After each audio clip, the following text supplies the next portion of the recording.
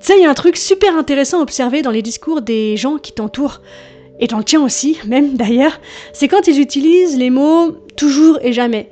Tu sais, ces phrases type je n'ai jamais fait de mal à personne. J'ai toujours été honnête. J'ai toujours pardonné les torts qui m'ont été faits. Je ne me suis jamais mêlée de la vie privée de mes enfants. Je suis alignée dans toutes mes actions depuis toujours. Tu vois un petit peu le pattern qui tourne ? Et bien là où ça coince, c'est que ces affirmations laissent peu de place à la nuance, au doute ou à l'évolution. Au contraire, elles créent une image figée, comme si on avait toujours été parfait, comme si on ne pouvait pas avoir de contradictions, d'erreurs ou d'ombres.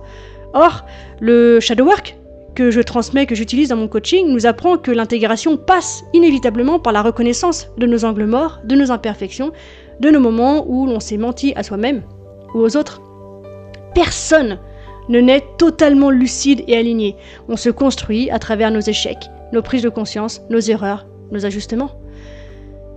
Affirmer qu'on a toujours été aligné, pour persévérer dans mon exemple, c'est comme dire qu'on a appris à marcher sans jamais tomber. Ça tient pas debout.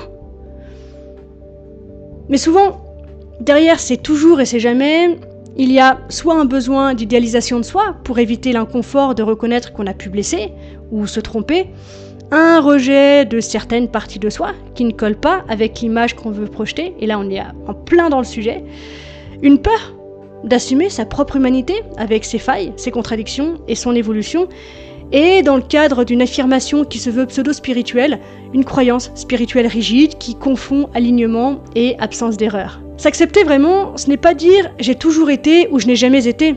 C'est être capable de dire « j'ai fait de mon mieux » et parfois ce mieux n'a pas suffi. Je me suis trompée.